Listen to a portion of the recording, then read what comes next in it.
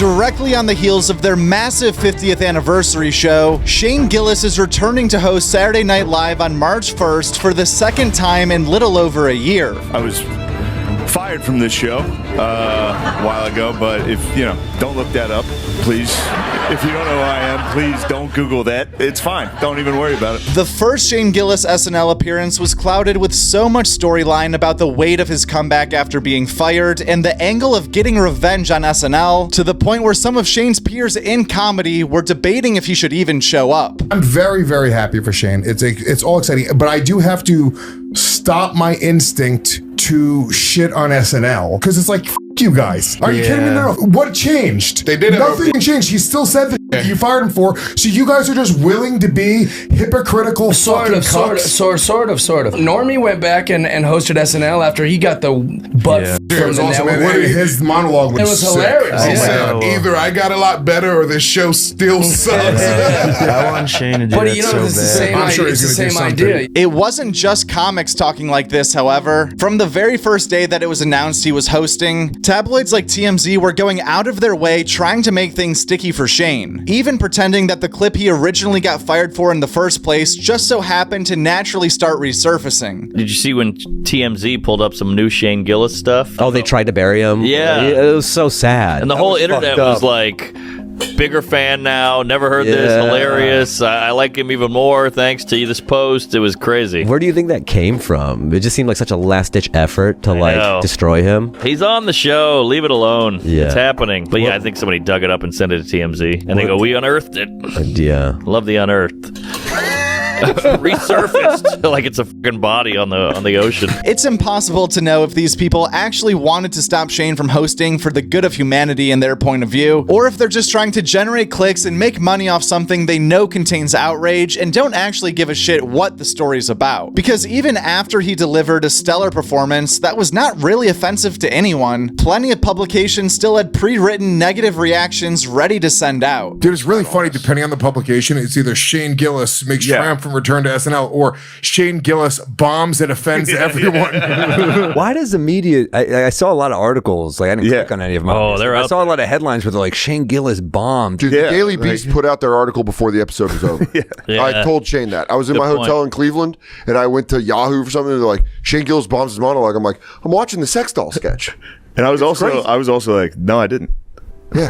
Like, that was one I was like, I knew I didn't. Yeah. You know if when you're I know when I bomb, and I usually hate myself. Right. That one, I was like, that went as well as it could have. Now that the monkey is officially off his back, Shane Gillis is finally in a place where he can just host a show like a normal comedian and start to develop a relationship with the audience, just like we've seen from other comics who have recently hosted more than once, like John Mulaney, Bill Burr, or Dave Chappelle. It will be exciting to see how different things feel without the baggage of the big return narrative, plus all the added pressure that goes along with it on how to handle it during the monologue. This time things should just feel a lot more natural in every single way, not that things were bad the first time. The opening monologue was very strong, and of course Shane was able to thrive during the sketches. That sketch with the sex doll chick, you guys had a lot of chemistry. Physical I chemistry. saw throughout the entire night. The ugly Anna. I said this on Bonfire today. I find her attractive. She's hot. I think she's cute. Shane She's says no. She's a lesbian. Shane says no. Guys, can you do me a favor? No. Joke World, can you please clip him saying that No. ugly Anna is actually ugly, please? No, Joke World. She's hilarious. She's clearly very pretty. She's hot. Hosting the show twice in a little over a year is very impressive and on pace with Nate Bargatze, who's hosted the show in October each of the last 2 years. But coming off a big Super Bowl ad campaign with Bud Light and Post Malone, along with all his appearances on College Game Day this year with Notre Dame's deep run, and his current tour selling out arenas in every city across the country, Shane Gillis is at his peak name brand recognition with the older crowd that watches SNL who might not have known who he was last year. It also helps that his first appearance on Saturday Night Live basically closed the book on him being this radioactive, canceled racist that the media portrayed him to be in 2019. And instead, 6 years later, he's been co-signed by dozens of famous athletes, actors, and musicians, which doesn't mean much to the real longtime fans watching this video, but it still does go a long way for the more weak-minded group of people who might be scared to form their own opinions and get nervous supporting anyone who's been deemed offensive in the past. Plus, Shane Gillis was wisely one of the few comics with a platform of his size that stayed out of the 2024 election coverage, even denying SNL last season when they asked him to play Trump on multiple episodes, which was a good move for a lot of reasons. One, given that his impression could have pissed people off in different ways on both sides, so it's better to just not get involved. But more importantly, this decision made his actual fan base way happier because it made sure he didn't miss Skankfest. Ladies and gentlemen, nobody thought he was coming to this festival this year.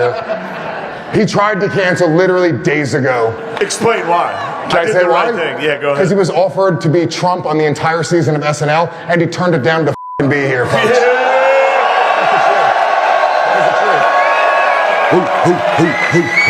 I wouldn't miss Coke Magic.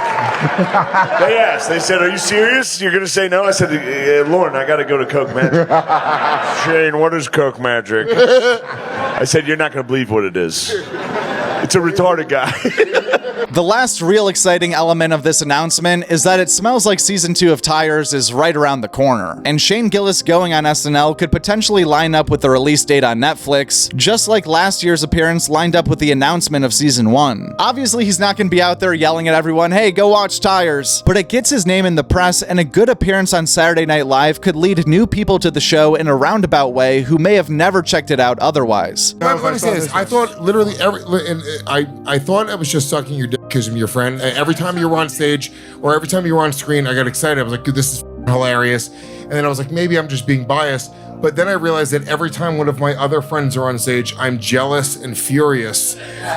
Like, I'm like, when they're anytime. By the way, and I know what you're trying to say in your crazy old Lewis way, but same thing. There is people you try to fight envy for, and there's people you just are happy that are killing. It's even beyond that. Like, it's hard to suspend disbelief when you know somebody really closely. Yeah. And I hope Nate falls and crumbles a pit of fire. I still haven't watched Nate's SNL shit. No, you shut your fucking mouth. If you want constant and reliable coverage of the entire comedy world, look no farther than subscribing to this channel right here, along with our main channel, Joke World. A lot of times people don't even realize that they're not subscribed to this channel because they think they're watching on the main channel, but this is the second channel. We have 2 channels. It's not that hard. Just 2, not 3, not 1. There's 2 channels. Please make sure you're subscribed to Clip World and also subscribe to Joke World. I guess I'd rather you subscribe to the main channel, but you can do both. It doesn't like hurt you to do both, and you'll just get the same comedy news on your feed either way. Who doesn't love that? I can't believe I'm still talking. I just ruined this outro. I am so sorry. It doesn't even matter. No one's watching this part anyway. So you're not even going to see the great end screen right here with tons of beautiful videos that you could watch from. Some from the second channel, some from the main channel. Now we're back to this issue again. Main channel versus second channel. Holy shit. I need to shut the I love Joke World. He's the fucking man, dude. If y'all ain't fucking with Joke World, who are you fucking with? Joke World, can you please clip him saying that Leon is actually ugly, please? No, Joke World. She's very hilarious. She's clearly very pretty.